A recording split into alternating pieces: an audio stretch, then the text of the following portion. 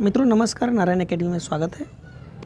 आइए आज हम लोग प्रस्तावना के कुछ MCQs देखते हैं। तो आज का सबसे पहला सवाल हम लेते हैं। प्रस्तावना संबंधित है कि निम्नलिखित में से किन 3 शब्दों को 42वें संविधान संशोधन द्वारा प्रस्तावना में जोड़ा गया। अब देखो, एक बात पहले पता होना चाहिए कि संविधान के प्रस्तावना में अब तक सिर्फ एक बार संशोधन किया गया है, 42वां संविधान संशोधन 1976 में, और इसमें 3 शब्द जोड़े गए थे। समाजवाद या समाजवादी, पंथनिरपेक्ष और एक अखंडता।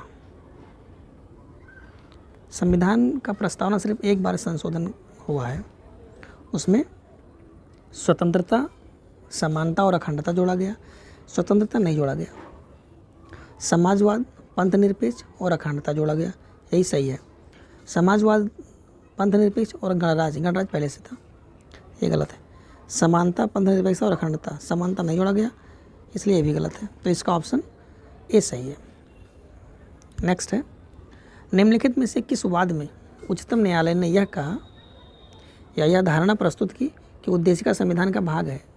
देखो, सबसे पहले जो बेरुवारी केस हुआ, बेरुवारी 1960 में हुआ, इसमें कहा कि भाग नहीं है, भाग नहीं है। फिर केशवानंद हुआ, केशवानंद में कहा है। और फिर SR बोम्मई हुआ, SR बोम्मई। फिर हुआ SR बोम्मई, इसमें भी कहा कि भाग है। तो अब इसमें से देख लो, तो अब इनमें से देख लीजिए। यूनियन ऑफ इंडिया बनाम कोहली, ऐसा कुछ नहीं है। SR मुंबई, ऑप्शन सी सही है इसका। नेक्स्ट है कि भारत के संविधान के उद्देश्यों में से एक के रूप में आर्थिक न्याय को किसमें उपबंध किया गया है। आर्थिक न्याय, देखो, उद्देशिका और मूल अधिकार में, उद्देशिका और राज्य की नीति निर्देशक तत्व में, मूल अधिकार राज्य की नीति निर्देशक तत्व में, उपरोक्त में से किसी में नहीं। अब देखो, सामाजिक, आर्थिक और राजनीतिक न्याय, ठीक, तो उद्देशिका तो इसका सही ऑप्शन है। मूल अधिकार में ऐसा कुछ नहीं कहा गया है। उद्देशिका यहाँ भी है, और राज्य के नीति निर्देशक तत्व में, हाँ, ये अभी हम पढ़े नहीं है, अभी पढ़ाया नहीं, लेकिन अब जानो किसका ऑप्शन भी सही है। राज्य के नीति निर्देशक तत्व में ऐसा कहा गया है। निम्नलिखित में से कौन सा गुण भारत के संविधान के उद्देशिका में सन्निविष्ट नहीं है, ये देखना है। नहीं है, विचारों की स्वतंत्रता है, 5 टाइप का विचार दिया गया है। स्वतंत्रता 5 टाइप की दी गई है।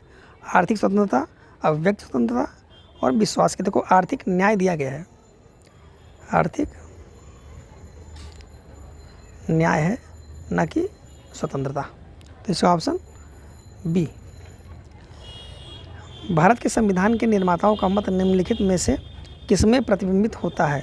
उद्देशिका में, निम्नलिखित में से लोकतांत्रिक शब्द का सर्वाधिक उपयुक्त, लोकतंत्र यानी कि जनता मालिक, संसदीय सर्वोच्चता, कानून की सर्वोच्चता, जनमत संग्रह, सर्वोच्च शक्ति जनता में निहित। बस यही ऑप्शन सही है। लोकतंत्र का मतलब ये है कि सारे पावर जनता के हाथ में। निम्नलिखित में से कौन सा कथन सही है। भारतीय संविधान के प्रतिनिधि संसदीय लोकतंत्र की व्यवस्था है, जिसमें कार्यकारिणी अपनी सभी नीतियों और कार्यों के लिए विधायिका के प्रति जवाबदेह है। वयस्क मताधिकार, सामयिक चुनाव, कानून की सर्वोच्चता, न्यायपालिका की स्वतंत्रता व भेदभाव का अभाव भारतीय राज्य व्यवस्था के लोकतांत्रिक लक्षण के स्वरूप है। हाँ, तो ये सही है, ये दोनों ऑप्शन सही है। निम्नलिखित में से कौन सा भारतीय संविधान की प्रस्तावना में गणतंत्र का अर्थ है। गणतंत्र यानी कि जो देश का प्रमुख है वो चुना जाए, और उसका चुनाव प्रत्यक्ष अप्रत्यक्ष दोनों प्रकार से किसी तरीके से हो, बशर्ते उसका चुनाव हो। वंश टाइप का ना हो कि यहाँ दादा थे तो लड़का भी रहेगा। तो हम ऑप्शन पढ़ते हैं। भारत का प्रमुख अर्थात राष्ट्रपति का चुनाव के जरिए सत्ता में आता है। हाँ, तो ये सही है। उसका चुनाव 5 वर्ष के लिए प्रत्यक्ष रूप में किया। बस ये गलत है, क्योंकि प्रत्यक्ष नहीं होता है। राष्ट्रपति का चुनाव अप्रत्यक्ष रूप से होता है। ठीक बात। तो ये ऑप्शन गलत है, इसका केवल एक सही है। प्रस्तावना को संविधान का पहचान पत्र किसने कहा?